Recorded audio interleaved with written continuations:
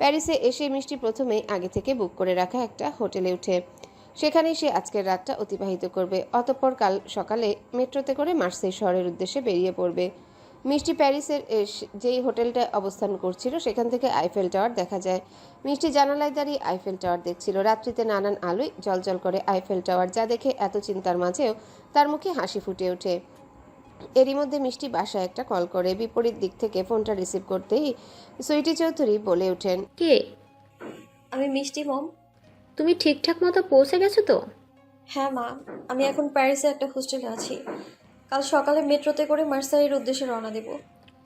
ও আচ্ছা, সাবধানে যেও, আর ব্যাগপত্র সব সামনে রেখো। ঠিক আছে। আরেকটা কথা, বেশি দিন ওখানে থাকার দরকার নেই। 4-5 দিন একটু খোঁজ খবর নাও, তারপর কিছু জানতে না পারলে আবার ফিরে আসিও, না হলে ঝামেলা হতে পারে। এভাবে অচেনা অজানা দেশে একা একটা মেয়ে হিসেবে সারভাইভ করা অনেক কঠিন। তুমি চিন্তা করো না, আমি চেষ্টা করব যত তাড়াতাড়ি সম্ভব এখানে ওনাকে খুঁজে বের করার। অতঃপর কিছুক্ষণ কথা বলে সে কলটা রেখে দিয়ে একটা দীর্ঘশ্বাস ফেলে। এখানে আসার পর থেকে সে ফ্রান্সের একটা সিম কিনে নিয়েছিল। মিষ্টি এবার ফোনটা ডেস্কে রেখে বলে, এ দেশ থেকে তো আমি তখনই ফিরবো যখন মিস্টার রাফসান শিকদারে দেখা পাবো, তার আগে কখনোই নয়। সকালে ঘুম থেকে উঠে কোনো রকমে ফ্রেশ হয়ে মিষ্টি প্যারিস মেট্রো স্টেশনে পৌঁছে যায়। একটু পরে মেট্রো চলে আসে। মিষ্টি মেট্রোতে উঠে পড়ে। এখন তার গন্তব্য মার্সেই, ফ্রান্সের বন্দরনগরী তথা প্রবেশদ্বারও বলা হয় এই শহরকে। মিষ্টি মেট্রোতে বসে একটা স্বস্তির নিঃশ্বাস নেয়। আর মাত্র কিছু সময়ের অপেক্ষা, তারপরই সে পা রাখতে চলেছে মার্সেই শহরে। মিষ্টি একবার ঘড়িতে সময় দেখে নেয়। ফ্রেঞ্চ সময় সকাল 7টা বাজে। একটু পরে মেট্রো রেল কর্তৃক তাদের জন্য সকালের ব্রেকফাস্ট দেওয়া হলো। ফ্রেঞ্চ ফ্রাই সাথে মেয়োনিজ, চিকেন ও কোকাকোলা দেওয়া হলো ব্রেকফাস্টে। মিষ্টি সেটা খেয়ে নিল। এরপর সময় কেটে যেতে লাগলো। ঠিক 2 ঘন্টা পর মেট্রো রেল এসে থামলো মার্সেই শহরে। মিষ্টি মেট্রো থেকে নেমে একটা আনন্দ অনুভব করলো। তার দু চোখেও খুশির ঝলক। মিষ্টি স্মিত হেসে বলল, অবশেষে পৌঁছে গেলাম কাঙ্ক্ষিত মার্সেই শহরে। ভূমধ্যসাগরের একদম তীরে এসে দাঁড়িয়ে আছি যেন। এবার এখান থেকেই আমার জীবনের নতুন অধ্যায় শুরু হলো। বলেই সে নিজের ফোনটা বের করে ফেলে দিল ডাস্টবিনে। একটা রহস্যময় আভা দেখা গেল তার চোখে। মিষ্টি মোবাইলটা ডাস্টবিনে ফেলে দিয়ে মৃদু হাসলো। অতঃপর কিছু একটা মনে করে নিজের সোয়েটারের পকেট থেকে একটা চিঠি বের করলো। এটা রাফসানের লেখা সেই চিঠিটা। এই চিঠিতে আগের কথাগুলোর লেখার পর স্পষ্ট করে রাফসান বলেছে, তবে যদি আপনার কখনো মনে হয় আমাকে খুঁজতে চান আপনি, তাহলে ফ্রান্সের মার্সেই শহরে চলে আসবেন। এখানে এসে আপনি সবার সাথে, বলতে গেলে বাইরের দুনিয়ার সবার সাথেই সব যোগাযোগ বন্ধ করে দেবেন। আমি যথাসময়ে আপনার সাথে দেখা করব। ততদিন পর্যন্ত কোনোভাবে কাটিয়ে নেবেন। মিষ্টি চিঠিটা শক্ত করে মুঠো করে ধরে বলে, আমি কি করব এখন? এখানে আসার আগে তো কোনো হোটেলও বুক করা হয়নি। সবার আগে একটা ভালো হোটেল বুক করতে হবে। এমন ভাবনা থেকে মিষ্টি একটু সামনে এগিয়ে গেল। কিছু দূর যাবার পর একটা পার্ক দেখতে পেল। সেই পার্কে বসে একটা হোটেল বুক করে নিল। অতঃপর উঠে দাঁড়িয়ে যেই না হাঁটতে শুরু করবে, এমন সময় কোথা থেকে একজন লোক এসে তার হাতে থাকা ব্যাগ কেড়ে নিয়ে দিল এক ভোঁদড়। মিষ্টি হতবাক স্বরে বলে উঠল। আমার ব্যাগ! বলেই লোকটার পেছনে যেতে লাগলো। যেতে যেতে বলল, আমার ব্যাগটা দিয়ে যান। মিষ্টি এভাবে দৌড়াতে দৌড়াতে সামনে এগোতে লাগলো। একটু পরে সে খেয়াল করলো তার পাশ দিয়ে একটা যুবক দৌড়াতে লাগলো এই লোককে ধরার জন্য। মিষ্টি একটু থেমে দম নিল। মিষ্টি একটু অপেক্ষা করে আবারও দৌড়াতে যাবে, এমন সময় যুবকটি এসে তার হাতে ব্যাগটা তুলে দিল এবং ফরাসি ভাষায় কিছু বলল। মিষ্টি তার কথা বুঝলো না, না বুঝে হতবাক চাহনিতে চেয়ে রইল। যুবকটি এবার ইংরেজিতে বলল, নিন আপনার ব্যাগ। মিষ্টি ব্যাগটা হাতে নিল। একটু যেন হাঁফ ছেড়ে বসলো। ব্যাগটা হাতে নিয়ে মনে মনে বলল, অনেক বড় বাঁচা বেঁচে গেলাম। এই ব্যাগে আমার পাসপোর্ট, ভিসা সহ সব জরুরি ডকুমেন্ট আর কিছু ফরাসি মুদ্রাও ছিল। কিন্তু ও পার্স ব্যাগটা হাতে নিতেই তার সব হাসি মিলিয়ে গেল, কারণ ব্যাগটা সম্পূর্ণ ফাঁকা ছিল। মিষ্টির যেন এবার কান্না পেয়ে গেল। এইরকম সময় এসে সব কিছু ছাড়াই অচেনা শহরে কিভাবে থাকবে টাকা ছাড়া? তার উপর পাসপোর্ট, ভিসা ছাড়া সে দেশেও ফিরবে না। এমনকি যদি এদেশের কর্তৃপক্ষ তাকে ধরে ফেলে তাহলে তো জেলে যাওয়া কনফার্ম। মিষ্টি তাই তো কান্না কান্না মুখ করে থাকলো। যুবকটি আবার ইংরেজিতে বলল, কোনো সমস্যা? মিষ্টি বুঝতে পারল না এই অজানা দেশে সে কিভাবে এমন অজানা কাউকে ভরসা করে কিছু বলবে। কিন্তু এই যুবককে ভরসা করা ছাড়া তার আর কিছু করারও নেই। তার উপর যেহেতু যুবকটি তাকে সাহায্য করতে এগিয়ে এসেছিল, তাই ভরসা করে বলল, আমি একজন বিদেশি নাগরিক। ফ্রান্সে কিছু কাজ করার জন্য এসেছিলাম। এই ব্যাগে আমার পাসপোর্ট, ভিসা সব ছিল, এমনকি টাকা পয়সাও, কিন্তু এখানে এখন কিছুই নেই। যুবকটি নিজের মাস্ক খুলে বলল। এটা তো অনেক বড় সমস্যা। আপনি কোন দেশ থেকে এসেছেন? মিষ্টি যুবকটিকে ভালো করে দেখলো। ছেলেটির চেহারা বেশ আরবি আরবি একটা ভাব আছে। মিষ্টি বলল। বাংলাদেশ। আমি একজন মরক্কান বংশোদ্ভূত। আমি 10 বছর থেকে মার্সেটাইলে থাকি, তাই এইখানকার আইন কানুন সম্পর্কে সব জানি। আপনি নিশ্চয়ই মুসলিম, তাই না? জি। আমার নাম ইয়াসিন আল খলিলি। আমিও একজন মুসলিম। আমি পাশে একটা ছোট্ট গলিতে একটা ভাড়া বাড়িতে আমার মা ও বোনের সাথে থাকি। আপনার অবস্থা দেখে যা মনে হচ্ছে আপনার সাহায্যের প্রয়োজন। আপনি চাইলে আমার সাথে আমার বাড়িতে গিয়ে থাকতে পারেন। তারপর যদি কোনোভাবে আপনার সমস্যার সমাধান করা যায় তাহলে না হয় গেলেন। মিষ্টি কিছুটা চিন্তিত ছিল সে কি করবে এখন। তার বলার মতো কিছুই নেই। সে কি এই যুবককে বিশ্বাস করতে পারবে? ইয়াসিন বোধহয় বুঝলো ব্যাপারটা, তাই হালকা হেসে বলল। আমাকে বিশ্বাস করতে পারেন। একজন মুসলিম হিসাবে এটা আমার দায়িত্ব আর একজন মুসলিমকে সাহায্য করা। কিন্তু আপনার পরিবার? আমার পরিবারকে নিয়ে আপনার চিন্তা করতে হবে না। তারা আপনাকে দেখলে আরো খুশি হবে। মিষ্টি এবার যেন একটু ভরসা পেল। সে বলল। বেশ, চলুন। ইয়াসিন যেতে যেতে মিষ্টিকে বলল। আমার মা ফাতিমা আল খলিলি। উনি মার্সেইলের একটা গ্রোসারি শপে কাজ করেন। আমার বোন আমিনা আল খলিলি এইখানকার একটা কলেজে পড়ছে। আমি ক্যাব চালক হিসেবে কাজ করি এখানে। আমার যখন 14 বছর বয়স তখনই আমার মা আমাদের 2 ভাই বোনকে নিয়ে ফ্রান্সে আসেন। তখন থেকে আমরা এখানেই থাকি। ইয়াসিনের সাথে মিষ্টি ধীরে ধীরে গলির ভেতরে হাঁটতে লাগলো। আশেপাশের দৃশ্য দেখে মিষ্টির মনে হলো জায়গাটা বেশ পুরনো কিন্তু পরিচ্ছন্ন। ছোট ছোট বাড়িগুলো সাজানো যেন এক একটা ছোট্ট পরিবারের গল্প বলে। ইয়াসিন মাঝে মাঝে মিষ্টির দিকে তাকিয়ে তার চেহারার অস্বস্তি বুঝতে পারছিল। হালকা হেসে সে বলল। আপনার ভয় পাবার কিছুই নেই। এটা মার্সেলের পুরনো অংশ। এখানে মানুষজন বেশ বন্ধুবৎসল। আমরা সবাই একে অপরকে সাহায্য করি। মিষ্টি কেবল মাথা নাড়ল। তার মনে এখনও দ্বিধা কাটেনি, তবে ইয়াসিনের কথাগুলো কিছুটা সান্ত্বনা দিল। কয়েক মিনিটের হাঁটার পর ইয়াসিন একটা ছোট্ট কিন্তু সুন্দর বাড়ির সামনে এসে দাঁড়ালো।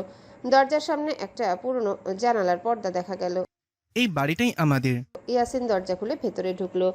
ঘরে ঢুকতেই মিষ্টি দেখলো ঘরটা ছোট হলেও খুব গুছানো। দেয়ালে বেশ কিছু ছবি টাঙানো।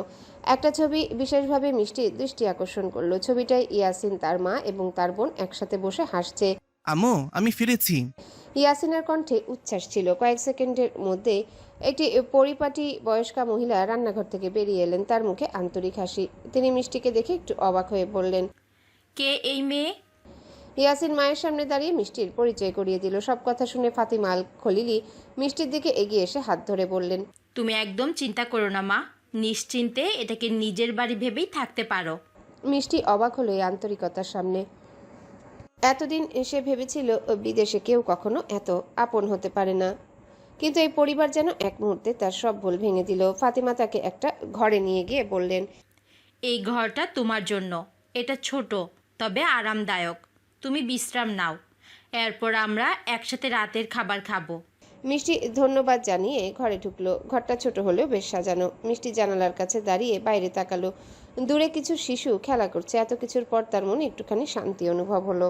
মিষ্টি ইয়াসিনদের বাড়িতে বসে বসে ভাবছিল এখন সে কি করবে। এমন সময় ইয়াসিনের মা ফাতিমা তার জন্য খাবার নিয়ে এলো। তার মুখে মৃদু হাসি। খাবারটা মিষ্টির সামনে রেখে তিনি বিনয়ের সাথে বলে উঠলেন। আপাতত ঘরে সেরকম কিছু ছিল না, তুমি এই রুটি আর চিকেন স্যুপটুকু খেয়ে নাও। মিষ্টি হেসে বলল। ধন্যবাদ, বিপদের সময় এটাই বেশি। আপনাকে অনেক ধন্যবাদ আন্টি, আমার জন্য এটার ব্যবস্থা করার জন্য। ফাতিমা মিষ্টির পাশে বসে পড়ে বলেন। আচ্ছা মা, তুমি হঠাৎ এই দেশে কিভাবে এলে? আর তুমি কি আরবি বুঝো? আসলে আমি ইংরেজিতে কথা বলতে খুব একটা স্বাচ্ছন্দ্য বোধ করি না। মিষ্টি বলে। সে অনেক কাহিনী, তবে আমি আরবি পারি না খুব একটা। বেশ, তাহলে ইংরেজিতেই বলো। মিষ্টি এবার হালকা হেসে বলতে শুরু করে। আসলে আমি ফ্রান্সে আমার স্বামীকে খুঁজতে এসেছি। স্বামীকে খুঁজতে? আমার স্বামী একজন নেভি অফিসার। উনি বাংলাদেশ থেকে কিছু মিশনের কাজে ফ্রান্সের দিকে রওনা দিয়েছিলেন, কিন্তু কিছুদিন আগে আমি খবর পাই ওনার জাহাজ ডুবে গিয়েছে আর ওনার মৃত্যুর নিশ্চয়তাও দেয়া হচ্ছে। কিন্তু আমি ওনার দেওয়া চিঠি পড়ে নিশ্চিত হয়েছি যে উনি হয়তো মারা যাননি। উনি হয়তো বর্তমানে এই মার্সেই শহরেই অবস্থান করছেন। এর জন্যই আমি ঝুঁকি নিয়ে মার্সেইতে এসেছি। কিন্তু এইখানে আসার পর এত ঘটনা ঘটে গেল। আপনার ছেলে ইয়াসিন ছিল, যার জন্য আমি একটা আশ্রয় পেলাম। নইলে আমার কাছে তো আমার পাসপোর্ট, ভিসা কিছুই নেই। এখানকার পুলিশ যদি আমায় দেখতে পায় তাহলে নিশ্চয়ই আমার জেলে পড়বে। ফাতেমা মিষ্টির মাথায় ভরসার হাত বুলিয়ে দিয়ে বলেন, এতটা চিন্তা করিও না মা, আল্লাহর উপর ভরসা রাখো, তিনি নিশ্চয়ই কোনো না কোনো উপায় খুঁজে বের করে দেবেন। এখন বলো, এই রুমটা তোমার পছন্দ হয়েছে তো? ভীষণ। কিন্তু এই রুমটা আমার মেয়ে আমিনার, ও এই রুমে একাই থাকে, এখন থেকে তোমার সাথেই থাকবে। ও আমার জন্য ভীষণ সমস্যা হলো বোধ হয়। ওর নিশ্চয়ই অনেক সমস্যা হবে। তেমন না, একেবারেই। আমার আমিনা আর ইয়াসিন দুজনেই অনেক ভালো মনের, ওরা এমন কিছু ভাববে না। উল্টে আমিনা তো অনেক খুশি হবে তোমায় দেখে। ওকে শুধু কলেজ থেকে আসতে দাও। ফাতিমা রুমের বাইরে বেরিয়ে যান। মিষ্টি খাবার শেষ করে রুমের জানালার কাছে গিয়ে দাঁড়ালো। জানালার পর্দা সরিয়ে আকাশের দিকে তাকিয়ে সে গভীরভাবে ভাবছিল, আসলে কি সে এখানে এসে ঠিক করেছে? তার চোখে কেবল একটাই প্রশ্ন, রাফসান কোথায়? তার স্বামী কি সত্যিই বেঁচে আছে? জানালার বাইরে একটা ছোট্ট বাগান দেখা যাচ্ছিল, সেখানে নানা রকম ফুল ফুটে আছে। হালকা বাতাসে ফুলগুলো দুলছে। এই নিস্তব্ধ পরিবেশ যেন কিছুটা হলেও মিষ্টির মনকে প্রশান্তি দিচ্ছিল, কিন্তু তার ভেতরের অস্থিরতা কিছুতেই থামছিল না। এমন সময় দরজায় ধীরে ধীরে কড়া নাড়ার শব্দ শোনা গেল। ভেতরে আসুন। মিষ্টি বলতে না বলতেই দরজাটা খুলে গেল। ইয়াসিন দাঁড়িয়ে আছে দরজার কাছে, তার হাতে একটা মোবাইল ফোন। এটা আপনার জন্য। বলে ইয়াসিন মোবাইলটা এগিয়ে দিল। এটা কেন? আমার তো নিজের মোবাইল ছিল, কিন্তু ওটা তো। মিষ্টি মোবাইলটা ফেলে দেওয়ার কথা মনে করে বলল, জানি, মা বলেছেন আপনার জন্য যোগাযোগের কোনো অসুবিধা না হয়। এই ফোনে আমাদের নাম্বার সেভ করা আছে। আর আম্মা বলেছেন আপনার পাসপোর্ট ভিসা ফেরত পাওয়ার ব্যবস্থা করার কথা ভাবতে। এখানে কিছু পরিচিত লোক আছে, তারা সাহায্য করতে পারবে। যদি ওই চোরটাকে ধরা যায় তাহলে হয়তো কোনো কাজ হলেও হতে পারে। মিষ্টি একটু থমকে গেল। এত অচেনা একটা জায়গায় এসে এমন মানুষদের ভালোবাসা পেয়ে তার ভেতরটা কেমন জানি নরম হয়ে আসছিল। মিষ্টি বলল, আপনার মা এত ভালো, আমি কিভাবে কৃতজ্ঞতা জানাবো জানি না। ইয়াসিন হেসে বলল, আম্মা এমনই, আপনাকে দুঃখ পেতে দেবেন না। আর আমি না আসলে আপনার সঙ্গে দেখা করবে। ও খুব উত্তেজিত আপনার কথা শুনে। ও আমিনার সঙ্গে দেখা করতে আমি বেশ নার্ভাস। ও হয়তো বিরক্ত হতে পারে। আপনার কি মনে হয় আমি না খুব মিশুক? সে একদম আপনার সাথে নিজের বোনের মতন ব্যবহার করবে, চিন্তা করবেন না। ইয়াসিন এটা বলে মিষ্টিকে আশ্বস্ত করলো। এই সময় ফাতিমা রুমে ঢুকে বললেন, মা, বিকেল হয়ে যাচ্ছে, তুমি একটু বিশ্রাম নাও। সারাদিন এত কিছু ঘটলো, তোমার শরীর তো ক্লান্ত। কাল সকালে সব ঠিকভাবে পরিকল্পনা করা যাবে। মিষ্টি ধীরে মাথা নাড়ালো, কিন্তু তার মনে শান্তি নেই। বিশ্রাম নিলেও তার দুশ্চিন্তা তো দূর হবার নয়। মিষ্টি দীর্ঘশ্বাস ফেললো। এদিকে হঠাৎ করে ইয়াসিন নিজের ফোনের দিকে তাকিয়ে বিরক্ত হলো। ফাতিমা ইয়াসিনের চেহারায় এই বিরক্তি খেয়াল করে বললেন, কি হয়েছে ইয়াসিন? তোমায় হঠাৎ এত বিরক্ত লাগছে কেন? ইয়াসিন বলে ওঠে, মিস্টার লুইসের ছোট মেয়ে। ফাতিমা হেসে বলে, এলিস, মেয়েটা তো অনেক ভালো, কি হলো আবার ওকে নিয়ে? ইয়াসিন বিরক্ত স্বরে বলে, এই মেয়েটা আমাকে বিরক্ত করে মারবে। আম্মা, তুমি প্লিজ মিস্টার লুইকে বলে দিবে যেন ওনার মেয়েকে আমার বিরক্ত করতে বারণ করেন। আজ আবারও এই মেয়ে আমার ক্যাব বুক করেছে।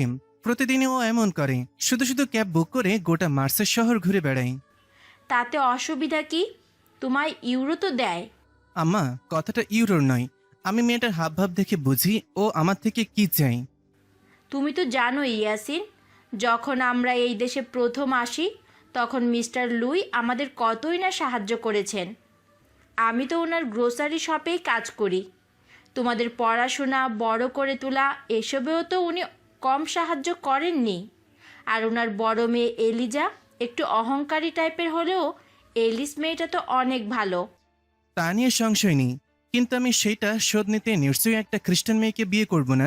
ফাতিমা বিরক্ত স্বরে বলেন, মেয়েটা তোমাকে অনেক ভালোবাসে, তোমার জন্য কিন্তু ও মুসলিম হতেও প্রস্তুত। মুসলিম হলে আল্লাহর জন্য হোক, আমার জন্য নয়। বলেই সে বিরক্ত মুখ নিয়ে চলে যায়। এদিকে মিষ্টি হতবাক হয়ে ইয়াসিনের যাওয়ার দিকে চেয়ে থাকে। ফাতিমা মিষ্টির উদ্দেশ্যে বলে, এটা অনেক বড় কাহিনী, রাতে এখন তোমায় বলবো। মিষ্টি বুঝতে পারে ফাতিমা নামক মহিলাটি বেশ অনেকটাই মিশুক, নাহলে সামান্য পরিচয় কিনা তাকে নিজের পরিবারের এত গোপন কথা বলতে চাইছে। এদিকে ইয়াসিনের গাড়ি নিয়ে এসে দাঁড়ায় লুই প্যালেসের সামনে। কিছু সময় পর ফ্রেঞ্চ কোট আর মিনি স্কার্ট পরে এক শ্বেতাঙ্গ তরুণী এসে দাঁড়ায় তার ক্যাবের সামনে। ইয়াসিন গেটটা খুলে চোখ ফিরিয়ে নেয়। অ্যালিস সামান্য হেসে বলে, আমার দিকে দেখলেও না। সময় নেই। অ্যালিস ক্যাবে বসে বলে, তাহলে আজ আমায় কই নিয়ে যাবে? আমি কিন্তু 3 ঘন্টার জন্য তোমায় বুক করেছি। জাহান্নামে। তোমার সাথে জাহান্নামে যেতেও রাজি। মিষ্টি হতাশ চিত্তে বসেছিল জানালার কার্নিশ ঘেঁষে। এই অচানা এই অচেনা অজানা মার্সেই শহরে সে যেন এখন অনেক বেশি অসহায় হয়ে উঠেছে। একেই তো বুঝতে পারছে না কিভাবে রাফসানকে খুঁজে বের করবে, তার উপর এখন আবার পাসপোর্ট ভিসাও হারিয়ে ফেলেছে। এখন এই অচেনা দেশে তার থেকে নিরুপায় বোধহয় আর কেউ নেই। এমন সময় ফাতিমার বিবির কণ্ঠ শোনা মাত্রই সে সজাগ হলো। ফাতিমা বিবি মিষ্টির রুমে এসে বললেন, কি অবস্থা মিষ্টি? তুমি এখন কেমন আছো? জি ভালো। ও, তো যেটা বলার জন্য আসা, আমার মেয়ে আমিনা চলে এসেছে। ও তোমার সাথে দেখা করার জন্য উদগ্রীব হয়ে আছে। তুমি একটু কষ্ট করে ওর ইয়াসিন সাথে বলে। পরিচয় হয়ে নাও। আমার একটু কাজ আছে তো। আচ্ছা কোনো ব্যাপার না, আপনার মেয়ে কোথায়? এমন সময় এক অষ্টাদশী তরুণী এসে দোরগোড়ায় দাঁড়িয়ে বলে, আসসালামু আলাইকুম আপু, আমি আমিনা আল খলিলি, ফাতিমা বিবির আদরের মেয়ে এবং ইয়াসিন ভাইয়ের চোখের মণি। আমিনাকে দেখে মিষ্টি বুঝতে পারলো মেয়েটা অনেক মিশুক। সে হালকা হেসে বলল, ভেতরে এসো। ফাতিমা বিবি আমিনার মাথায় হাত বুলিয়ে দিয়ে বললেন, তুমি একটু মেয়েটাকে সঙ্গ দাও। এই অচেনা অজানা শহরে মেয়েটা একদম একলা হয়ে পড়েছে। তুমি তো প্রায় ওর সমবয়সী। তোমার সাথে থাকলে হয়তো ও একটু ভালো বোধ করবে। আমি তো বয়স্ক মানুষ, আমার সাথে হয়তো মনের সব কথা ও খুলে বলতে পারবে না। আমিনা হালকা হেসে বলে, তুমি কিছু চিন্তা করো না আম্মু, আমি মিষ্টি আপুর সাথে একদম নিজের বোনের মতোই মিশে যাব ইনশাল্লাহ, তুমি নিশ্চিন্তে থাকো। ফাতিমা বিবি বেরিয়ে যেতেই আমিনা একদম মিষ্টির পাশে এসে বসে। মিষ্টি আমিনাকে দেখে হালকা হেসে বলে, কি অবস্থা তোমার? তোমার ব্যাপারে তোমার মা ভাইয়ের কাছ থেকে অনেক কিছু শুনলাম। তোমাকে দেখেও মনে হচ্ছে তুমি অনেকটাই খুশি আমায় দেখে। তবে আমার মনে একটু খচখচানি যাচ্ছে না। তুমি কিছু বলবে এই ব্যাপারে? তোমার কি সত্যি আমাকে নিয়ে বিন্দুমাত্র সমস্যা নেই? কারণ তোমার সাথে আমার একই ঘর শেয়ার করে থাকতে হবে তো। আরে না, এ নিয়ে একদম চিন্তা করবেন না আপু, আমার এই নিয়ে কোনো সমস্যা নেই। আপনার মতন বোন পেয়ে অনেক খুশি। ভাইয়ার সাথে তো আমার সম্পর্ক অনেকটাই ফর্মাল, এখন মনে হলো একজন কাছের কাউকে পেলাম। যাই হোক, আপনার ব্যাপারে অনেক কিছুই শুনলাম মায়ের কাছে। কিভাবে আপনি এই দেশে এলেন, আপনার স্বামীর খোঁজে, তার ওপর এখানে এসে কিভাবে পাসপোর্ট ভিসা হারিয়ে ফেললেন, সব কিছুই আমি শুনলাম। তাই বুঝতে পারছি এখন আপনার মার্সেই শহরে টিকে থাকা কতটা কঠিন। তবে এখানে টিকে থাকতে চাইলে কিন্তু আপনাকে ফরাসি ভাষা শিখতেই হবে। আপনি কি শিখতে আগ্রহী? মিষ্টি কিছুক্ষণ চুপ করে আমিনার কথা শুনছিল। এই মিষ্টি স্বভাবের মেয়েটির সঙ্গে কথা বলে তার মনটা অনেকটাই হালকা লাগছিল। এতদিন পর এমন একজনকে পেল যাকে নিজের মনের কথা বলা যায়। মিষ্টি একটু লাজুক হেসে বলল, ফ্রেঞ্চ ভাষা শিখতে তো আমি অবশ্যই চাই, কিন্তু জানি না পারবো কিনা।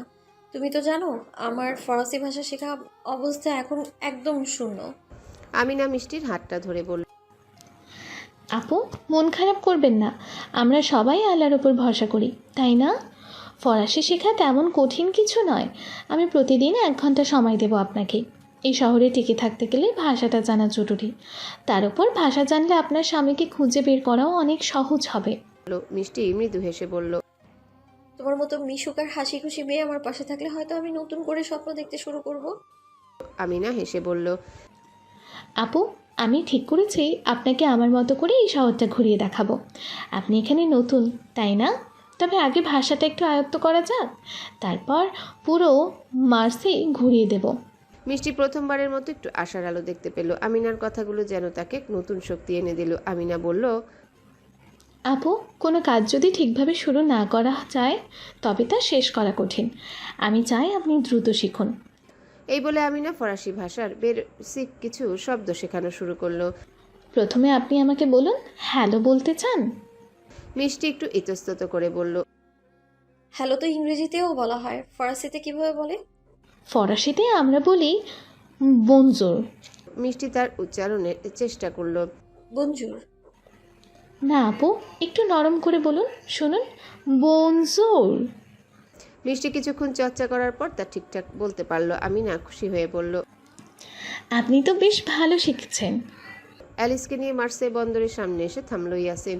অ্যালিস ক্যাব থেকে নেমে বন্দরে দাঁড়িয়ে রইল। এখান থেকে দাঁড়িয়ে দূরে থেকে সমুদ্রকে দেখে যাচ্ছিল সে। অ্যালিস ইয়াসিনকে বলে, তুমি কি আমার প্রতি অনেক বেশি বিরক্ত? ইয়াসিন বলে। সেটা কি আপনি বুঝতে পারেন না? একইভাবে আমার মনের অনুভূতিও তো তুমি বোঝো না। ইয়াসিন বলে। 2 ঘন্টার মাঝে আর মাত্র 30 মিনিট সময় বাকি আছে আপনার জন্য। এখন আপনি বলুন, এখন কি ফিরবেন নাকি আরো কোথাও যাবেন? আমার সাথে আরেকটু থাকো না দয়া করে। একটু সময়েরই তো ব্যাপার, আমার কিছু বলার আছে।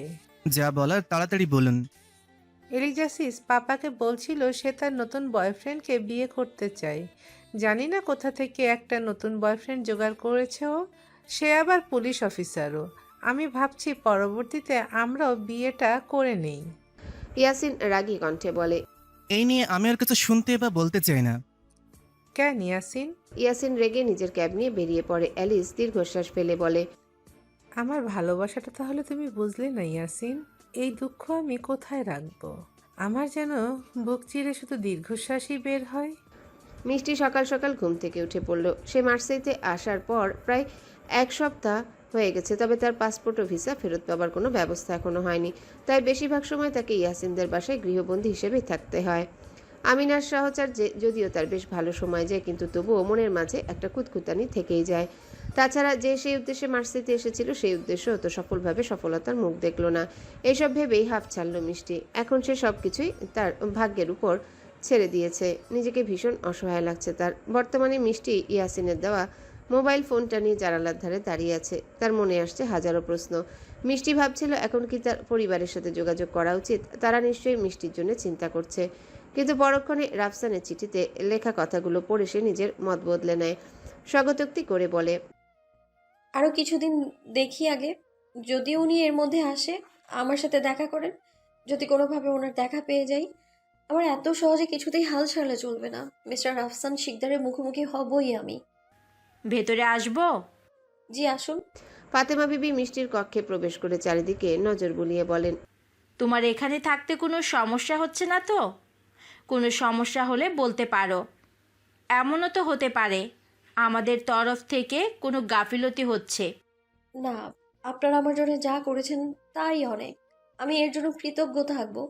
আপনারা না থাকলে যে আমার কি হতো এই অচেনা অজানা শহরে। এমন কথা বলতে নেই মা, আল্লাহ আছেন তো। বান্দার বিপদে উনি সাহায্যের হাত বাড়িয়ে দেন সব সময়। হয়তো উনিই তোমাকে আমাদের কাছে পাঠিয়েছেন। আমরা তো সেটা মনে করেই তোমায় সাহায্য করছি। ফাতেমা বিবির মুখে এমন কথা শুনে মিষ্টির ভীষণ ভালো লাগে। এরই মধ্যে আমিনা ছুটতে ছুটতে হাতে দুটো গাউন নিয়ে এসে বলে। আম্মা দেখো তো, এটা মিষ্টি আপুকে মানাবে না? মিষ্টি অবাক স্বরে বলে। এটা কি? ফাতেমা বিবি হেসে বলেন। এটা হচ্ছে ফ্রেঞ্চ গাউন, তুমি এটা পরে নাও। আমি না, আর তোমার জন্য এগুলো আমি আনিয়েছি। কিন্তু এইসবের কোনো দরকার ছিল না। এমনিতেই আপনারা অনেক করেছেন আমার জন্য। ফাতেমা বিবি হালকা হেসে বলেন। আরে নিয়ে নাও এগুলো। আমার গ্রোসারি শপের মালিক মিস্টার লুইয়ের বড় মেয়ে এলিজার এঙ্গেজমেন্ট হবে আজ। এই জন্যই তো উনি আমাদের সবাইকে ইনভাইট করেছেন। এমনকি আমাদের সবাইকে শপিং করার জন্য বেতনের সাথে বোনাসও দিয়েছেন। বোনাসে পাওয়া ইউরো দিয়েই তো আমি সবার জন্য এসব কিনে আনলাম। মিষ্টি কিছুটা বিব্রত বোধ করে বলে। তা আমি হঠাৎ এভাবে কিভাবে যাব? আমি তো ওনাদের চিনিও না। না জানি ওনারা কি ভাবছেন। তুমি এত চিন্তা করো না আপু। লুই আঙ্কেল অনেক ভালো মানুষ। ওনার সাথে যখন কথা বলি তখন মনেই হয় না আমি ওনার শপের একজন কর্মচারীর মেয়ে। দেখবে উনি তোমাকেও আপন করে নেবে। কিন্তু মিষ্টিকার কিছু বলার সুযোগ না দিয়ে ফাতেমা বিবি বলে ওঠেন। কোনো কিন্তু নয়। আজ রাতে আমরা সবাই যাব মিস্টার লুইয়ের বাড়ি। তুমিও যাবে আমাদের সাথে, আর এটাই ফাইনাল। মিষ্টি আর না করতে পারলো না। এমন সময় ইয়াসিন সেখানে এসে বলল। কোথায় যাবার কথা হচ্ছে? ফাতিমা বললেন। মিস্টার লুইয়ের মেয়ে এলিজার এঙ্গেজমেন্ট আজ। ওখানেই আজ রাতে আমরা সবাই যাব। এলিজা মানে মিস এলিসের বড় বোন? আমি যেতে পারবো না। ফাতিমা বিবি মনক্ষুণ্ণ হয়ে বলেন। এমনভাবে বলছো কেন? আম্মা, তুমি খুব ভালো করেই জানো আমি কেন না করছি। ওইখানে গেলে আবার ওই এলিসের মুখোমুখি হতে হবে। আমি আর বিব্রত হতে চাই না। ফাতেমা বিবি স্পষ্ট করে বলেন। আমি কিছু শুনতে চাই না ইয়াসিন। তুমি আজ আমাদের সাথে যাচ্ছ, আর এটাই বলে ফাইনাল। ওঠে। ইয়াসিন একটা হতাশার শ্বাস ফেলে। তার মাকে আর বুঝিয়ে লাভ নেই, তাই অনিচ্ছা সত্ত্বেও তাকেও রাজি হতে হয়। রাত্রিবেলা যথাসময় লুই প্যালেসে হাজির হয় সবাই। ফাতেমা বিবিকে আসতে দেখে মিস্টার লুই সবিনয়ে এগিয়ে এসে বলেন, আরে মিসেস ফাতেমা বিবি, আসুন এদিকে বসুন। ওনার ব্যবহার দেখে কেউ বুঝবেই না যে ফাতেমা বিবি ওনার গ্রোসারি শপের একজন কর্মচারী। এতটাই সম্মান উনি ফাতেমা বিবিকে দিলেন। ফাতেমা বিবি সহর্ষে এগিয়ে যান। মিষ্টি আমিনার পাশেই ছিল। সে চারিপাশে সাজসজ্জা দেখায় ব্যস্ত ছিল। এখানে বেশ খানিকটা অস্বস্তি বোধ হচ্ছে তার। মাথায় দেওয়া হিজাবটা বারবার ঠিক করছিল। ইয়াসিন একটু পেছনে পেছনে আসছিল। হঠাৎ করে এগিয়ে আসতে গিয়ে ইয়াসিন কারোর সাথে একটা ধাক্কা খায়। ধাক্কা খাওয়া ব্যক্তিটি পড়ে যেতে নিতে ইয়াসিন তাকে ধরে নেয়। ইয়াসিন অবাক হয়ে তাকিয়ে থাকে অ্যালিসের দিকে। সে আজ একটা লং গাউন পরেছে, সেরকম একটা মেকআপও করেনি। এরকম ন্যাচারাল লুকে অনেক সুন্দরী লাগছে তাকে, যে কেউ দেখলেই চোখ ফিরাতে পারবে না। কিন্তু ইয়াসিন বেশিক্ষণ তাকালো না অ্যালিসের দিকে। দ্রুত মুখ ঘুরিয়ে নিয়ে বলে, দেখে চলতে পারেন না? এক্ষুনি তো পড়ে যেতেন। অ্যালিস আলতো স্বরে বলে। সামলানোর মানুষ থাকলে দেখে চলতে হয় না। ইয়াসিন রেগে সামনের দিকে যায়। অ্যালিস একটা দীর্ঘশ্বাস ফেলে। এই নির্দয় পুরুষটা সবসময় তাকে এভাবে এড়িয়ে চলে। যবে থেকে সে তার ভালোবাসা প্রকাশ করেছে তবে থেকে এমন অবহেলার শিকার সে। অ্যালিসের ভাবনার মাঝে আমিনা এগিয়ে এসে বলল, সিস্টার ইলিশ, তুমি কেমন আছো? অ্যালিস সহাস্যে বলল, ভালো আছি, তুমি? আমিও আলহামদুলিল্লাহ ভালো আছি। অ্যালিস আমিনার পাশে দাঁড়ানো মিষ্টির দিকে অবাক চোখে তাকিয়ে বলল। এই মেয়েটা কে? মিষ্টির অস্বস্তি বাড়ে। আমিনা ব্যাপারটা বুঝতে পেরে বলে, উনি তো আমার কাজিন হন, আমাদের সাথে দেখা করতে মার্সেইতে এসেছেন। ও, অ্যালিস মিষ্টির সাথেও হেসে কথা বলে এবং ভালো মন্দ জানতে চায়। মিষ্টির অস্বস্তি অনেকটাই কেটে যায়। সে বুঝতে পারে অ্যালিস মেয়েটা বেশ ভালো মনের, একদম বাবার মতোই বিনয়ী আর মিশুক। এদিকে হঠাৎ করে সবার দৃষ্টি আকর্ষণ করে সিঁড়ি বেয়ে নেমে আসে অতীব সুন্দরী এক রমণী। মিষ্টি সেদিকে তাকায়। চেহারাটা অনেকটা এলিসের মতোই, তবে নীল চোখ, চওড়া নাক, ভি শেপড মুখ আর সুবিন্যস্ত মুখবিবর বিশিষ্ট এক রমণীর সৌন্দর্য যেন এলিসের থেকে অনেক বেশি। আমিনা মিষ্টির কানে কানে বলল, এই হলো এলিজা লুই, মিস্টার পেত্রো লুইয়ের বড় মেয়ে। মিষ্টি কিছু বলবে এমন সময় একটা যুবক এগিয়ে এসে এলিজার হাত ধরে। যুবকটির দিকে তাকাতেই মিষ্টি হতবাক হয়ে যায়। মাথায় ব্রাউন চুল, নীল চোখ, কিন্তু এই চেহারা তো মিষ্টির ভীষণ চেনা। কিন্তু এটা কিভাবে সম্ভব? অ্যালিস বলে, এই হলো পুলিশ ইন্সপেক্টর ইমানুয়েল পল, আমার বড় বোনের ফিয়ন্সে। মিষ্টি হতবাক স্বরে বলে ওঠে। উনি তো হুবহু রাফসান শিকদার। মিষ্টি অবাক হয়ে দেখছিল রাফসান সদৃশ যুবকটির দিকে। সবকিছুই এক।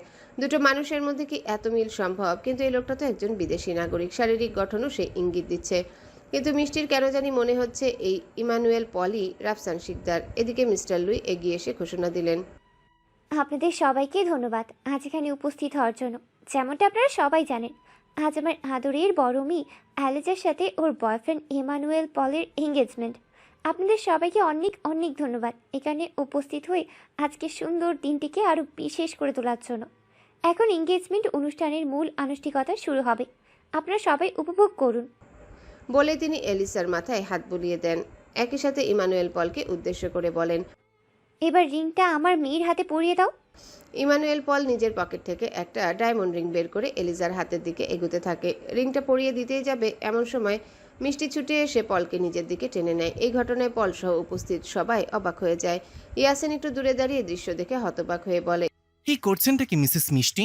ইমানুয়েলের পল মিষ্টির দিকে অবাক চোখে তাকিয়ে বলে, হোয়াট দ্য হেল, মানে কি এসবের?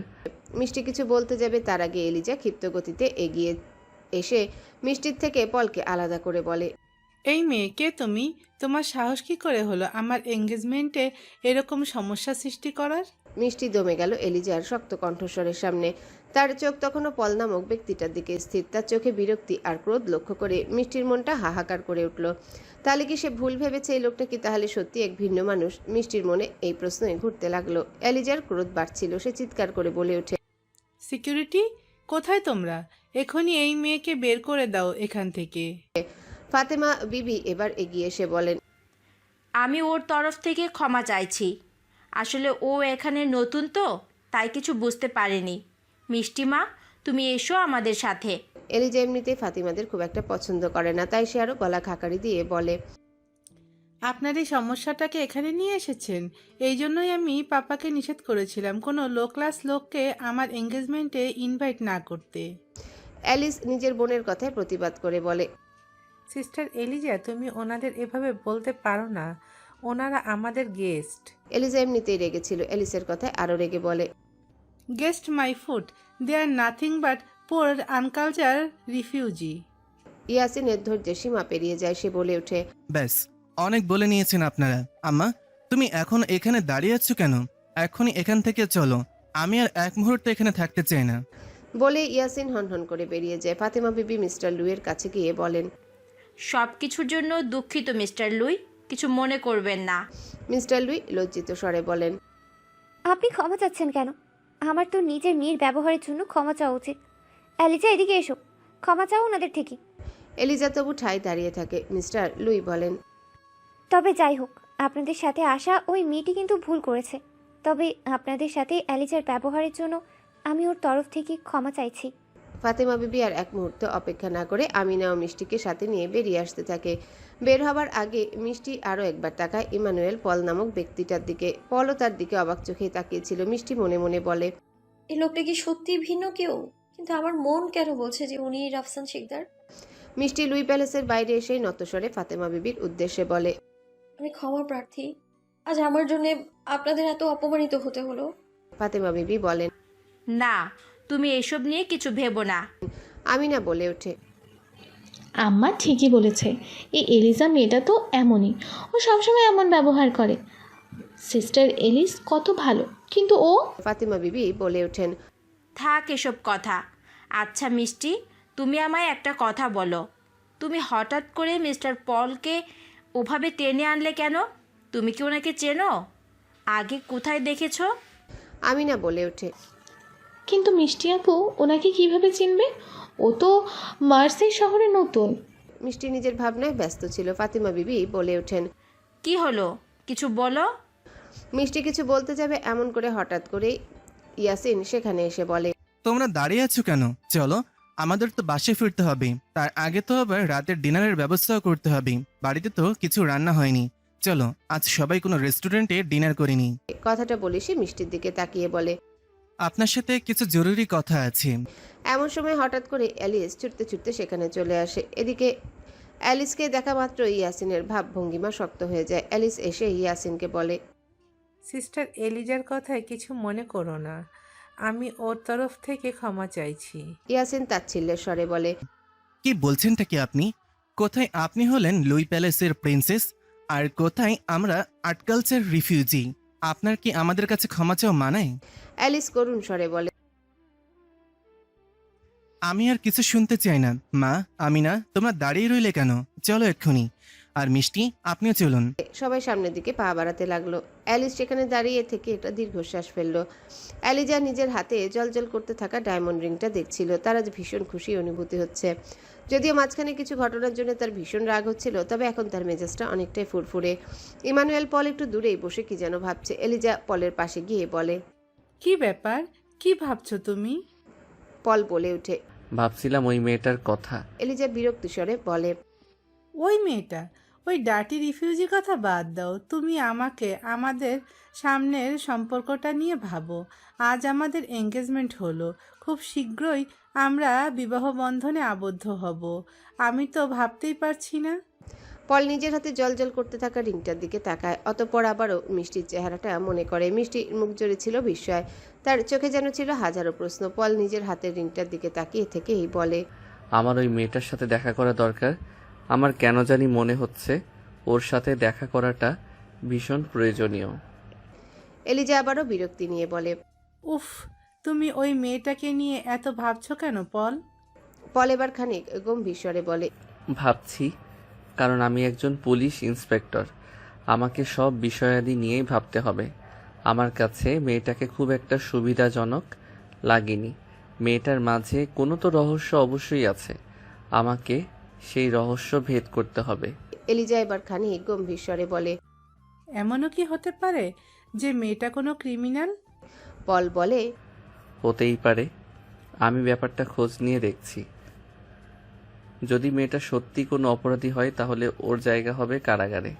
মিষ্টির সাথে আলাদাভাবে কথা বলার জন্য তাকে নিয়ে একপাশে এলো ইয়াসিন। মিষ্টির মুখে একটা বিব্রত ভাব ছিল। ইয়াসিন মিষ্টিকে জিজ্ঞাসা করে, আচ্ছা, একটা সত্যি কথা বলবেন? আপনি কেন তখন ওইভাবে মিস এলিজার ফিয়ন্সের হাত ধরে ওইভাবে টান দিলেন? এর পেছনে কি কোনো জরুরি কারণ আছে? মিষ্টি কিছুটা অস্বস্তি নিয়ে বলে, আসলে কিভাবে ব্যাপারটা বলবো বুঝতে পারছি না, কিন্তু সত্যটা হলো যে এলিজার হবু স্বামী মানে মিস্টার ইমানুয়েল পল, উনি দেখতে একদম একদম আমার স্বামী রাফসান শিকদারের মতো। হ্যাঁ, ওনাদের চেহারায় কিছুটা ভিন্নতা আছে, যেমন চুলের রং, চোখের রং আলাদা, এমনকি মিস্টার পল একটু বেশি ফর্সা, কিন্তু বাকি সব দিক থেকে একদম মিলে গেছে। আমার না প্রথমে মনে হয়েছিল যে উনিই হয়তোবা। ইয়াসিন অবাক হয়ে মিষ্টির দিকে তাকিয়ে বলে, কিন্তু এটা কিভাবে সম্ভব? আপনি তো বলেছিলেন আপনার স্বামী একজন নেভি অফিসার, তিনি মার্সেই কোনো একটা মিশনে এসেছিলেন। কিন্তু আপনার স্বামীর সাথে তাহলে ওই মিস্টার পলের মিল কিভাবে পেলেন? উনি তো একজন ফ্রেঞ্চ পুলিশ। আমিও তো সেটাই ভাবছি। আচ্ছা, আপনার দেখতে কোনো ভুল হয়নি তো? এমন তো হতে পারে যে আপনি দুইজনের মধ্যে গুলিয়ে ফেলছেন। এটা আমারও মনে হয়েছিল, কিন্তু ওনাদের দুজনের চেহারায় অনেক মিল। এতটা মিল স্বাভাবিক নয়। আর আমি রাফসান শিকদারকে বেশ কয়েকবার সামনে থেকে দেখেছি, ওনার ছবির সামনেও কয়েকবার দাঁড়িয়েছিলাম আমি। ওনাদের মধ্যে যে এত মিল তা বলে বোঝানো সম্ভব না। আপনি নিজেও যদি রাফসান শিকদারের ছবি দেখতেন তাহলে আপনিও একই কথা বলতেন, এটা আমার বিশ্বাস। ইয়াসিন ভ্রু কুচকে বলে, ও আচ্ছা, ব্যাপারটা তাহলে ভাবতে হচ্ছে। আপনি চিন্তা করবেন না, আমি নিজের মতন খোঁজ লাগিয়ে দেখছি কি করা যায়।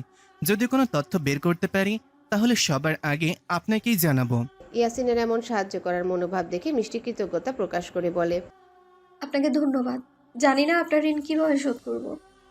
এত ভাবার কিছুই নেই। আমাকে আপনি একজন বন্ধু ভাবতে পারেন। একজন বন্ধু তো আরেকজন বন্ধুকে স্বাভাবিকভাবেই সাহায্য করতে পারি, তাই না? ইয়াসিনের কথা শুনে মিষ্টির চিন্তা অনেকটাই কমে যায়। নতুন দিন মার্সেই শহরে আসার মিষ্টির বেশ কয়েকদিন পেরোনোর পর এখন সে আমিনার সাহায্যে এখানকার ভাষা অনেকটাই শিখেছে। যদিও পুরোপুরি শেখা হয়নি, তবে ভালোই অগ্রগতি হয়েছে তার। এই জন্য আজ আমিনা মিষ্টিকে বলল, চলো আজ আমরা দুজন মিলে মার্সেই পোর্ট থেকে ঘুরে আসি। তুমি এখানে এসেছো থেকে তো ঘরের চার দেয়ালেই বন্দি হয়ে আছো, একটু ঘুরতে গেলে মনটা ভালো হবে। মিষ্টি তখনও মিস্টার পলের ব্যাপারটা নিয়ে চিন্তিত ছিল, তাই সে আপত্তি জানিয়ে বলে, আমার এখন ভালো লাগছে না, পরে কোনো দিন যাই। এমন সময় ফাতেমা বিবি রুমে এসে বলেন, আমিনা তো ঠিকই বলছে, তুমি তো এখানে এসেছো থেকে সেভাবে কোথাও ঘুরতেই যাওনি। একদিন যদিও বা আমাদের সাথে মিস্টার লুইয়ের বাড়িতে দাওয়াত খেতে গেলে, তাতেও কত কাহিনী ঘটে গেল। এভাবে চলতে থাকলে তো তোমার মানসিক অবস্থা ভেঙে পড়বে। তুমি একটু বাইরে ঘুরে আসো, তাহলে দেখবা মনটা ভালো হবে। আর মন ভালো হলে দেখবা সব কিছু ভালো লাগবে। মিষ্টি আর কিছু বলতে যাবে এমন সময় আমিনা এক প্রকার জোরপূর্বক মিষ্টিকে উদ্দেশ্য করে বলে, মিষ্টি আপু চলো না, অনেক মজা হবে। বলে এক প্রকার মিষ্টিকে টেনে তুলে। মিষ্টিও আর না করতে পারে না, আমিনার সাথে ঘুরতে বেরিয়ে পড়ে। দুজনে মিলে মার্সেই পোর্টের পুরাতন বাজারে যায়। বাজারটা বেশ ভালোই ভিড় ছিল, তবে বেশ সাজানো গোছানো। চারিপাশে সামুদ্রিক মাছের বাজারও বসেছে এবং সেখানে ক্রেতাদের ভিড়ও চোখে পড়ার মতো। সমুদ্রের পাড়ে এসে আমিনা মিষ্টিকে বলে, এই দেখো, এই হলো ভূমধ্যসাগর। এই ভূমধ্যসাগরের তীরেই অবস্থিত আমাদের মার্সেই শহর। মিষ্টি ভূমধ্যসাগরের বিপুল জলরাশির দিকে তাকিয়ে বলে, তার মানে এখন আমরা ভূমধ্যসাগরের তীরে দাঁড়িয়ে আছি? আমিনা সম্মতি জানায়। মিষ্টি ভূমধ্যসাগরের জলরাশির দিকেই তাকিয়েছিল। এমন সময় সাগরের পানিতে একটা চেনা মুখ দৃশ্যমান হতে সে চমকে ওঠে। মিষ্টি কি এটা ঠিক দেখছে? নিজের চোখকেও যেন তার বিশ্বাস হচ্ছিল না। মিষ্টি বলল, মিস্টার রাফসান শিকদার। বলেই সে পেছনে ফিরে তাকালো। তার ঠিক সামনে দাঁড়িয়েছিল ইমানুয়েল পল। মিষ্টিকে নিজের দিকে ফিরতে দেখে সে বলে ওঠে, কে আপনি? মিষ্টি পলের মুখ থেকে এই শব্দ শুনে চমকে গেল। আমতা আমতা করে বলে, আমি আমি মিষ্টি। কোথা থেকে এসেছেন আপনি? জি, বাংলাদেশ। বলে থমকালো মিষ্টি। আমিনা মিষ্টির দিকেই তাকিয়েছিল, বোঝার চেষ্টা করছিল আসল ঘটনা কি। পল এবার আমিনার দিকে তাকিয়ে বলে, যতদূর জানি আপনারা মরক্কান বংশোদ্ভূত। তাহলে একজন বাংলাদেশি কিভাবে আপনাদের আত্মীয় হলো? আমিনা ভীষণ ভয় পেয়ে গেল এমন প্রশ্ন শুনে। কি বলবে কিছু বুঝতে পারছিল না। অনেক ভেবে বলে, কেন হতে পারে না? তা পারে। যাই হোক, আপনি বাংলাদেশ থেকে কবে এ দেশে এসেছেন? এই কথা শুনে মিষ্টি থমকে যায়। কি উত্তর দেবে বসে কিছু সময় ভেবে বলে, মাসখানেক হলো। আপনার পাসপোর্ট বা ভিসার মেয়াদ কি আছে? মিষ্টি ভয়ে ভয়ে মাথা নাড়ালো। কই দেখি। মিষ্টির দু চোখ বিস্ফোরিত হলো। তার পাসপোর্ট ভিসা সব তো চিন্তায় হয়ে গিয়েছিল। এবার সে কি করবে? মিষ্টি কিছু বুঝতে পারছিল না। আমিনা ব্যাপারটা সামলাতে বলে, হয়তো এখানে আসার সময় নিয়ে আসতে ভুলে গেছে। আমাদের বাসাতেই আছে পাসপোর্ট, ভিসা। পল হালকা হেসে তার পিছনে থাকা কিছু মহিলা পুলিশকে ইশারা করতেই তারা এগিয়ে এসে মিষ্টির হাতে হাত করা পড়ায়। মিষ্টি তাদের অনেক অনুনয় করে, আমিনাও, কিন্তু তারা কোনো কথা শোনে না। উল্টো পল আমিনার উদ্দেশ্যে বলে, থানায় এসে ওনার পাসপোর্ট ভিসা দেখিয়ে ওনায় ছাড়িয়ে নিয়ে যাবেন। বলেই মিষ্টিকে গ্রেপ্তার করে নিয়ে যায়। আমিনা ভীষণ ভীত হয়ে পড়ে, সে বুঝতে পারছিল না কি করবে, তাই সে চটজলদি বাড়ি অভিমুখে রওনা দেয়। তাকে জলদি তার মা এবং ভাইকে এসব জানাতে পারে, না হলে মিষ্টি অনেক বড় বিপদে পড়ে যাবে। এদিকে মিষ্টি ও পল তথা অন্য পুলিশ সদস্যের সামনে অনেক অনুনয় বিনয় করতে থাকে, কিন্তু তারা মিষ্টির কোনো কথাই শুনে না। এর মধ্যে পলের ফোন বেজে ওঠে। এলিজা কল দিয়েছে। পল কলটা রিসিভ করতেও এলিজা বলে ওঠে, কি করছো? একজন অপরাধীকে গ্রেপ্তার করছি যে পাসপোর্ট ভিসা ছাড়াই আমাদের দেশে প্রবেশ করেছে। এবার তাকে নিয়ে থানায় যাব। সেখানে গিয়ে আরও অনেক তথ্য বের করতে হবে। এমনও হতে পারে যে এই অবৈধ অভিবাসী আমাদের দেশের কোনো ক্ষতি করতে এসেছে নাকি।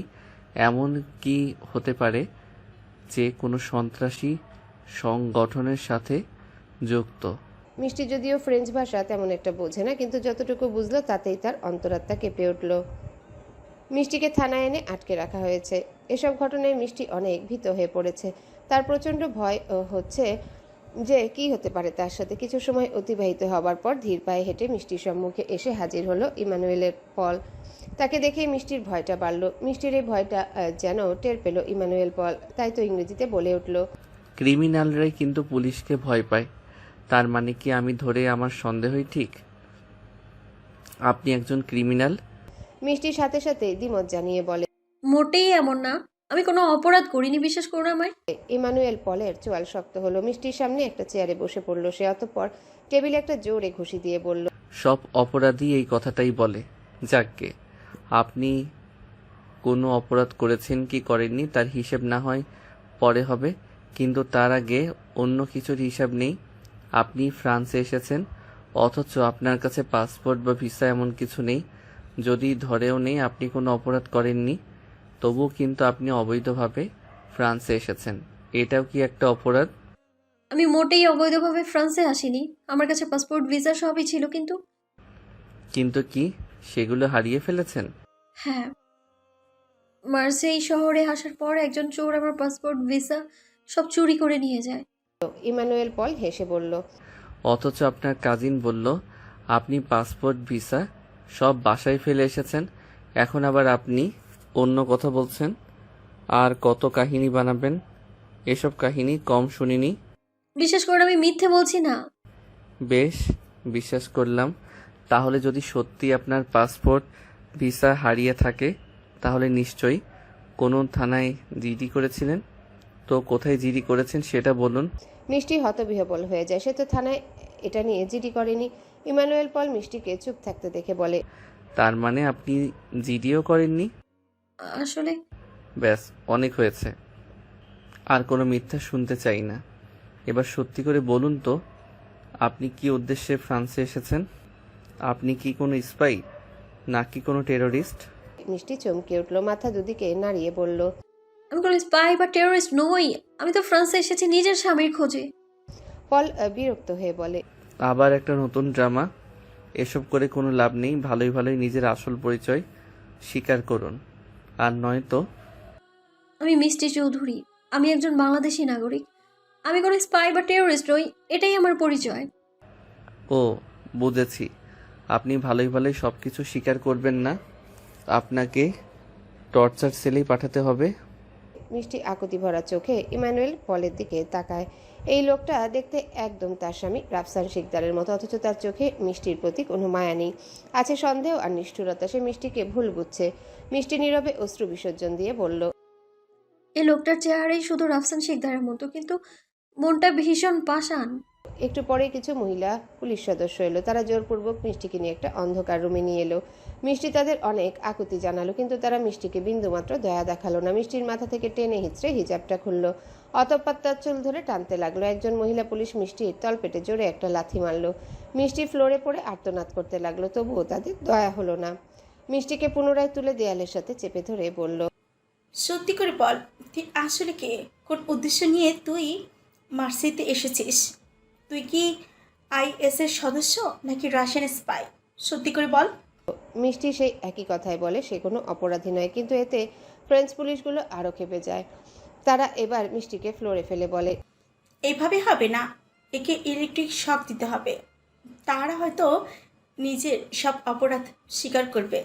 মিষ্টি কথা শুনে ভীষণ আকুতি করতে থাকে যেন তার সাথে এমন না করা হয়, কিন্তু মহিলা পুলিশগুলো একটুও দয়া দেখায় না। মিষ্টির হাত পা বেঁধে একটা চেয়ারে বসানো হয়, অতঃপর তার মাথায় একটা ইলেকট্রিক বেল্ট পরানো হয়। কিছুক্ষণ পর থেকে এই ঘর থেকে মিষ্টির করুণ আর্তনাদ ভেসে আসে। মিষ্টির আর্তনাদে পুরো আকাশ বাতাস যেন ভারী হয়ে ওঠে। আমিনা বাড়িতে ফিরে তার মা ও ভাইকে সব জানাতে ফাতেমা বিবি অস্থির হয়ে পড়েন। ইয়াসিন তো আমিনার কথা শুনে কোথায় যে বেরিয়ে গেল তার এখনও ফেরার কোনো কথা নেই। ফাতেমা বিবি অস্থির হয়ে পায়চারি করতে করতে আর থাকতে না পেরে একটা বোরখা পরে নিয়ে আমিনাকে উদ্দেশ্য করে বলেন, আমায় থানায় নিয়ে চল, আমি গিয়ে পুলিশ অফিসারদের সাথে কথা বলবো। মিষ্টি মেয়েটা অনেক নিষ্পাপ, জানি না থানায় নিয়ে গিয়ে ওর সাথে কেমন ব্যবহার করছে। এসব বলতে বলতে ফাতেমা বিবি তার অতীতের কথা ভাবতে থাকেন। তিনি যখন প্রথম দিকে মার্সেইতে এসেছিলেন তখন একবার এভাবে ভুলবশত নিজের পাসপোর্ট ভিসা ভুলে বাসায় ফেলে যায়, আর ওই দিনই পুলিশ তাকে গ্রেফতার করে মারাত্মক অত্যাচার করে। এই কথা মনে করে ফাতিমা বলে ওঠে, মিষ্টিকে যেন ওই পরিস্থিতিতে না পড়তে হয়। অ্যালিসকে সাথে নিয়ে ড্রাইভ করে চলেছে ইয়াসিন। এদিকে অ্যালিস এরকম স্বল্প পরিচিত একটা মেয়ের জন্য ইয়াসিনকে এত চিন্তিত হতে দেখে অবাক হয়। যেই ইয়াসিনকে সে এত ভালোবাসলেও তার দিকে কখনো ফিরে তাকায়নি, সেই ইয়াসিন কিনা আজ তার কাছে ছুটে এসেছে অন্য একটা মেয়েকে সাহায্য করতে। এই ব্যাপারটা অ্যালিসের মনে কিছুটা ঈর্ষা সৃষ্টি করলেও সেই ইয়াসিনকে সাহায্য করতে বদ্ধপরিকর। কেননা ইয়াসিনকে সে এতটাই ভালোবাসে যে তার এক কথায় নিজের জীবনও দিয়ে দিতে পারে, আর এটা তো তার কাছে কিছুই না। অ্যালিস এই ভাবনা থেকেই আজ ছুটে এসেছে মিষ্টিকে সাহায্য করতে। ইয়াসিন এতটাই দুশ্চিন্তাগ্রস্ত ছিল যে ড্রাইভ করতে গিয়ে একটা অ্যাক্সিডেন্টও করতে ধরেছিল। অ্যালিস এটা দেখে ইয়াসিনকে বলে, সাবধানে গাড়ি চালাও। আমার অ্যাডভোকেট ভোল্টের সাথে কথা হয়েছে, উনি আমায় আশ্বাস দিয়েছেন মিষ্টি নামক মেয়েটাকে উদ্ধার করার চেষ্টা করবেন। ইয়াসিন বলে। ইয়াসিনের মুখে মিসেস মিষ্টি শুনে অ্যালিস খুশি হয়ে বলে, উনি বিবাহিত? অ্যালিস নিশ্চিন্ত হয়, তার মানে ইয়াসিনের সাথে মিষ্টির সেরকম কোনো সম্পর্ক নেই। অ্যালিস ইয়াসিনের কাঁধে হাত দিয়ে বলে, আমি কথা দিচ্ছি, তোমার চিন্তা দূর করার জন্য যা করতে হবে আমি তাই করব। মিষ্টি বিধ্বস্ত হয়ে জেলের এক কোণায় পড়ে আছে। তার উপর আজ যে অত্যাচার ও বর্বরতা চালানো হয়েছে তাতে সে ক্লান্ত, অথচ এত কিছু করার পরও সে বলে চলেছে সত্যটাই। মিষ্টিকে এভাবে দেখে ইমানুয়েল পল সে একটু দূরেই দাঁড়িয়েছিল। একজন পুলিশ এসে তাকে বলে, আমার মনে হয় মেয়েটা সত্যি নিরপরাধ, না হলে এত অত্যাচার সহ্য করে সব স্বীকার করতো। পল বলে, মোটেই না, এদের বিশ্বাস নেই। কাল আবার টর্চার সেলে নিতে হবে। মিষ্টি কারাগারে বন্দী হয়ে কান্না করে চলছিল। ফাতেমা বিবি ততক্ষণে জেলে এসেছেন মিষ্টির সাথে দেখা করার জন্যে, কিন্তু পল মিষ্টির সাথে কাউকে দেখা করতে দিচ্ছে না। ফাতেমা বিবি অনুনয়ের সাথে পলের উদ্দেশ্যে বলে, দয়া করে মেয়েটার সাথে দেখা করতে দিন, বিশ্বাস করুন ওর কোনো দোষ নেই। পল এবার রেগে বলে, আপনি বেশি কথা বলবেন না, তাহলে আপনাকেও জেলে ভরবো। আমিনা পলের কথা শুনে রেগে বলে, খবরদার, আমার মায়ের সাথে এমন ব্যবহার করবেন না। পল আর কিনা বলতে যাবে এমন সময় অ্যালিস ইয়াসিনের সাথে থানায় চলে আসে। তাদের সাথে ছিল অ্যাডভোকেট ভল্ট। অ্যালিস এসে ইমানুয়েল পলের উদ্দেশ্যে বলে, মিস্টার পল, আপনার সাথে জরুরি কিছু কথা আছে। তাদের আসতে দেখে ফাতেমা বিবি নিশ্চিন্ত হয়ে বলেন, তোমরা এসেছো, মিষ্টিকে জেল থেকে বের করার ব্যবস্থা করো না। এনারা শুধু শুধু মেয়েটাকে আটকে রেখেছেন, ও কোনো অন্যায় করেনি। ফাতেমা বিবির কথা শুনে ইয়াসিন বলে, তুমি এসব নিয়ে চিন্তা করো না আম্মু, মিসেস মিষ্টির কিছুই হবে না। অ্যাডভোকেট ভল্ট এগিয়ে এসে বলে, এখানে ফ্রেঞ্চ সরকারের কিছু ডকুমেন্টস আছে। এখানে স্পষ্ট বলা যে ওনার পাসপোর্ট ভিসা খোঁজার জন্য ইতিমধ্যেই কাজ চলছে, এবং বাংলাদেশের এজেন্সি থেকেও নিশ্চিত করা হয়েছে যে ওনার পাসপোর্ট ভিসা সবই করা ছিল। আশা করি এরপর আর কিছু জানার নেই আপনাদের। মেয়েটাকে ছেড়ে দিন। পল কিছু বলতে গিয়েও দমে গেল। তার থেকেও উচ্চপদস্থ এক কর্মকর্তার স্বাক্ষর আছে ওই ডকুমেন্টসগুলোতে, তাই সে চাইলেও এখন আর কিছু করতে পারবে না। তাই পল অনিচ্ছা সত্ত্বেও তার অধীনস্থ কিছু মহিলা পুলিশের উদ্দেশ্যে বলে, যান, গিয়ে ওনাকে নিয়ে আসুন। Okay sir. কিছু সময় পর কিছু মহিলা পুলিশ মিষ্টিকে ধরে নিয়ে আসে। মিষ্টি কোনো রকমে হাঁটছিল। বিগত কিছু সময় তার উপর যা টর্চার হয়েছে তা মিষ্টিকে একদম ঘায়াল করে দিয়েছে। মিষ্টিকে আসতে দেখে ফাতেমা বিবি ছুটে গিয়ে বলেন, তুমি ঠিক আছো তো? আল্লাহ, এ কি অবস্থা! কি করেছে এনারা তোমার সাথে? মিষ্টি ভাঙা ভাঙা স্বরে বলে। আমি ঠিক আছি। ইয়াসিন উদ্বিগ্ন হয়ে সামনে এগিয়ে এসে মিষ্টিকে আগলে নিয়ে বলে, আপনি একদম ঠিক নেই, এখনই আমার সাথে হাসপাতালে যাবেন, চলুন। মিষ্টির প্রতি ইয়াসিনের এরকম কেয়ার দেখে অ্যালিসের কিছুটা খারাপ লাগে। আমিনা অ্যালিসকে খেয়াল করে তার কাছে গিয়ে বলে, তোমাকে অনেক ধন্যবাদ সিস্টার এলিস, তোমার জন্যই আমরা মিষ্টি আপুকে একদম সহি সালামত ফিরে পেলাম। ফাতেমা বিবিও অ্যালিসকে ধন্যবাদ জ্ঞাপন করে বলে, হ্যাঁ, তুমি না থাকলে না জানি মেয়েটার উপর দিয়ে আরও কত কি যেত। আল্লাহ মাফ করুক। এভাবে বলবেন না, আপনাদের সাহায্য করতে পেরে আমিও অনেক খুশি। অতঃপর সে এগিয়ে এসে মিষ্টির কাঁধে হাত রেখে বলে, তুমি একদম ভয় পেও না ইয়াসিন, চলো ওকে আমরা নিকটস্থ কোনো হাসপাতালে নিয়ে যাই। হ্যাঁ চলেন। তারা সবাই যেতে নেবে এমন সময় ইমানুয়েল পল মিষ্টির একদম সামনাসামনি এসে বলে, আজ শুধুমাত্র যথাযথ প্রমাণ এবং বাধ্যবাধকতার জন্য আমি আপনাকে ছেড়ে দিলাম, কিন্তু আপনার উপর আমার নজর সবসময় থাকবে। যদি আমি কখনো এটা নিশ্চিত হই যে আপনি সত্যি এদেশে কোনো খারাপ উদ্দেশ্য নিয়ে এসেছেন, তবে মনে রাখবেন সেই দিনটাই আপনার জীবনের শেষ দিন হবে। মিষ্টি ঘৃণা ভরা দৃষ্টি নিয়ে পলের দিকে তাকায়। বিগত কিছুদিনে এই লোকটার প্রতি ঘৃণা তার বহুগুণ বৃদ্ধি পেয়েছে। মিষ্টি আর পলের দিকে ফিরেও তাকায় না। ইয়াসিন ও অ্যালিস তাকে ধরে ধরে সামনে নিয়ে যেতে থাকে। হাসপাতালের বেডে শুয়ে আছে মিষ্টি, তার সামনেই বসে আছেন ফাতেমা বিবি। অ্যালিস ও আমিনা বাইরে দাঁড়িয়ে আছে। ফাতেমা বিবি মিষ্টির হাতটা আলতো করে ধরে বলেন, ওরা তোমায় অনেক কষ্ট দিয়েছে, তাই না মা? মিষ্টি জোরপূর্বক হেসে বলে, একটু কষ্ট তো হয়েছে, তবে ব্যাপার না। দেখবে আল্লাহ ওদের এর শাস্তি একদিন না একদিন ঠিকই দেবে। তোমাকে দেখে তো আমারও নিজের অতীতের কথা মনে পড়ে গেল। এক সময় আমার সাথে ওরা এমন করেছিল, ওই টর্চার সেলে নিয়ে গিয়ে। জানি না ওরা কেন এমন করে, নিরপরাধ মানুষকে কেন কোনো শক্তপোক্ত প্রমাণ ছাড়া এভাবে কষ্ট দেয়। এটা কী ধরনের আইন? আমাদের দোষ কি? শুধু এটাই যে আমরা বাইরের দেশ থেকে এখানে এসেছি, এজন্য আমাদের সাথে এমন পশুর মতো ব্যবহার করবে? এমন সময় ইয়াসিন হাতে কিছু মেডিসিন নিয়ে প্রবেশ করে বলে, এই নিন মিসেস মিষ্টি, এই ওষুধগুলো খেয়ে নিন। মিষ্টি বলে, এসবের আবার কি দরকার ছিল? শুধু শুধু এত খরচ কেন করতে গেলেন আমার জন্য বলেন? মিষ্টির কণ্ঠে এক ধরনের ক্লান্তি আর কৃতজ্ঞতা মিশেছিল। ইয়াসিন হালকা হাসলো আর বলল, আপনার জীবনের মূল্য টাকার চেয়ে অনেক বেশি মিসেস মিষ্টি, আর খরচের কথা ভাববেন না, এটা আমার দায়িত্ব। আপনি এখন ওষুধ খান, তারপর একটু বিশ্রাম নিন। ফাতেমা বিবি মিষ্টির মাথায় হাত রেখে বললেন, হ্যাঁ মা, ইয়াসিন ঠিকই বলছে, তুমি একটু বিশ্রাম নাও, অনেক ধকল গেছে তোমার উপর। মিষ্টি মাথা নিচু করে বলল, আল্লাহ আপনাদের ভালো রাখুক। আমি জানি না আমি আপনাদেরকে কি দিয়েছি যে আপনারা আমার জন্য এতটা করছেন। অ্যালিস যে এতক্ষণ বাইরে দাঁড়িয়েছিল এবার এগিয়ে এসে বলল, আমরা কেউ কারোর জন্য কিছু পাইনি মিষ্টি, কিন্তু কেউ যখন সত্যি সমস্যায় পড়ে তখন পাশে দাঁড়ানোই সবচেয়ে বড় পাওয়া। তুমি একদম এসব নিয়ে ভাববে না। মিষ্টি মাথা নাড়ল, কিন্তু তার ভেতরটা কেমন জানি অস্থির হয়ে উঠছিল। পলের শেষ কথাগুলো এখনো কানের মধ্যে বাজছে। তোমার উপর আমার নজর সব সময় থাকবে। কেন? সে কি ভুল কিছু করেছে, নাকি এখানে কিছু একটা এমন ঘটেছে যার সঙ্গে সে নিজেও জড়িয়ে পড়েছে? পরের দিন সকালে হাসপাতালে জানালার পাশে বসেছিল মিষ্টি।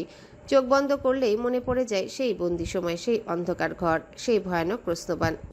আপনি কি এখন ভালো অনুভব করছেন? মিষ্টি চমকে পেছনে তাকালো। ইয়াসিন দাঁড়িয়ে আছে, হাতে একটা ছোট্ট ফলের ঝুড়ি। হ্যাঁ, আমি ভালো আছি। মিষ্টি হেসে বলল। ইয়াসিন চেয়ার টেনে তার সামনে বসলো। তাহলে এই মুহূর্তে সবচেয়ে বেশি কিসের কথা ভাবছেন? মিষ্টি একটু চুপ করে থাকলো, তারপর মৃদুস্বরে বলল, ইন্সপেক্টর পলের কথা।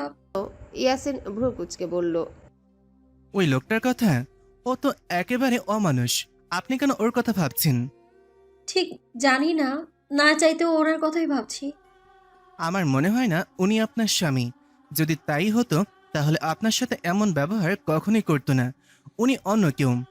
আমার কথাই হয়তোবা ঠিক।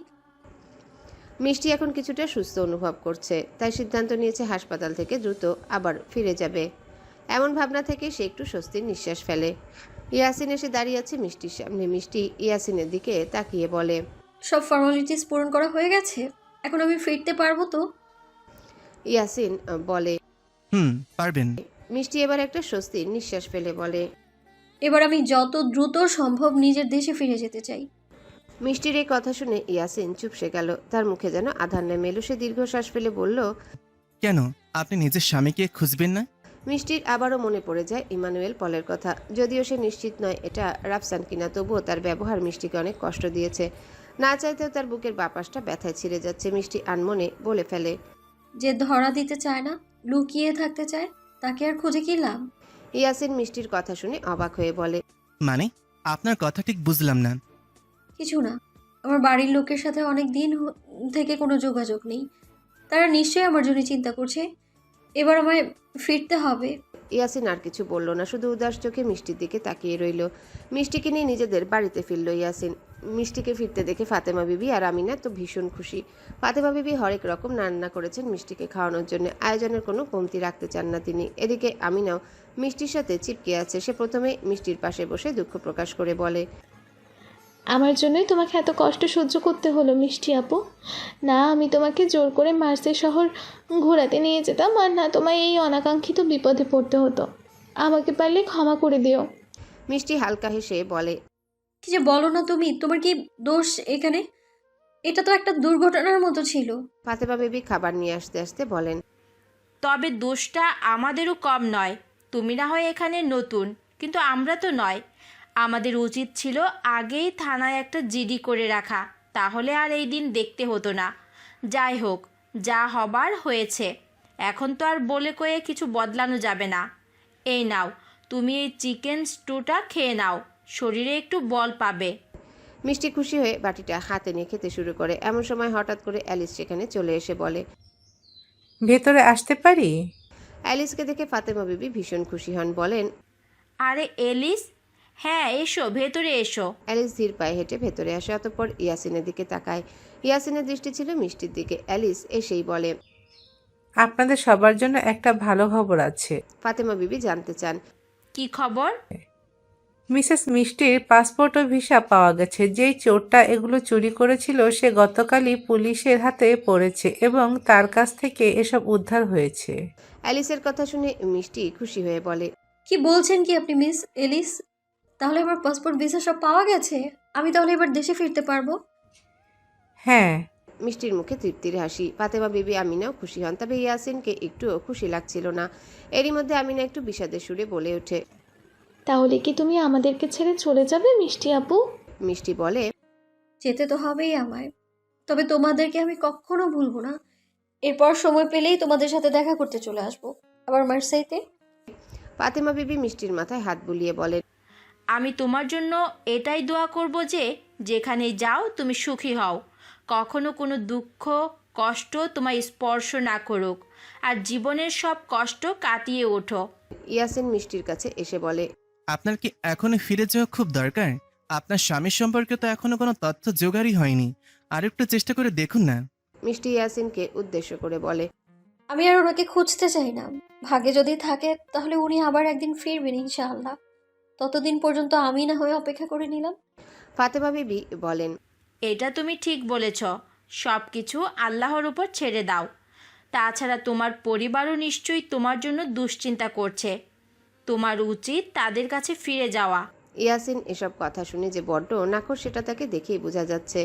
অ্যালিস ইয়াসিনের দিকে তাকে একটা দীর্ঘশ্বাস ফেলল। অতঃপর মিষ্টিকে বলল, আপনি নিজের পরিবারের সাথে যোগাযোগ করুন, তারপর আমি আপনার ফ্লাইটের টিকিট ম্যানেজ করছি। আচ্ছা। ইমানুয়েল পল চিন্তিত মুখে নিজের রুমে পায়চারি করছিল। এমন সময় হঠাৎ কলিং বেল বেজে ওঠে।